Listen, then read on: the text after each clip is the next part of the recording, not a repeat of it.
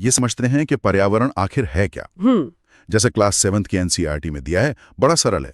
हमारे चारों ओर जो कुछ भी है वही हमारा पर्यावरण है। हाँ, बिल्कुल बेसिक परिभाषा।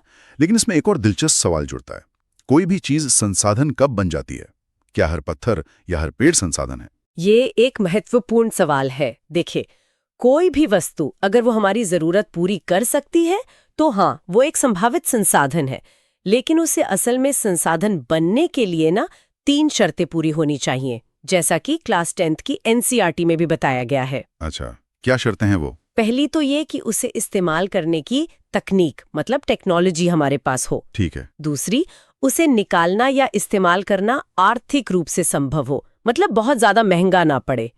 और तीसरी, सबसे जरूरी शायद, कि समाज उसे सांस्कृतिक रूप से स्वीकार करे। अच्छा, यानी सिर्फ प्राकृतिक चीजें ही नहीं, बल्कि टेक्नोलॉजी, पैसा और समाज की मान्यता, ये सब मायने रखता है। हाँ, बिल्कुल। तो फिर पर्यावरण के घटक क्या क्या हुए? क्या सिर्फ पहाड़, नदियां और हवा ही हैं? नहीं नहीं, इसे थोड़ा और विस्तार से देखना होगा।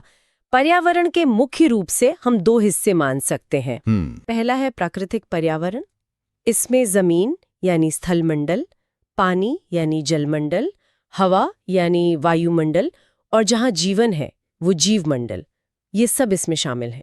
ये सब प्रकृति की देन है। और दूसरा हिस्सा? दूसरा हिस्सा है वो मानव निर्मित पर्यावरण। इसमें वो सब कुछ आ जाता है जो इंसानों ने बनाया है। इमारतें हैं, पार्क हैं, पुल, सड़कें, उद्योग, स्मारक, ये सब। अच्छा। और एक तीसरा बेहद जरूरी घटक है खुद मानव, मतलब व्यक्ति, परिवार, समुदाय, धर्म, शिक्षा, अर्थव्यवस्था, राजनीति, ये सब भी एक तरह से हमारे पर्यावरण का ही हिस्सा है और इसे लगातार प्रभावित करते हैं। और इसी प्राकृतिक पर्यावरण के अंदर भी तो आपने जैसे जीव मंडल की बात की, उसमें सजीव और निर्जीव चीजें भी हैं। हाँ, बिल्कुल।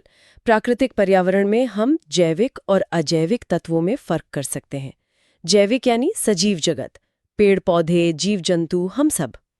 और अजैविक यानी निर्जीव तत्व, भूमि, जल, वायु, मिट्टी, तापमान वगैरह। ठीक है। और सबसे दिलचस्प बात यह है कि ये सब अलग थलग नहीं है।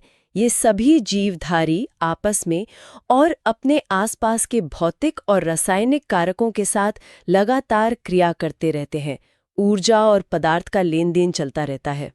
अच्छा। इसी जटिल तंत्र को हम पारिस्थितिकी तंत्र या इकोसिस्टम कहते हैं। ये एक तालाब जितना छोटा भी हो सकता है और एक बहुत बड़ा जंगल या महासागर जितना बड़ा भी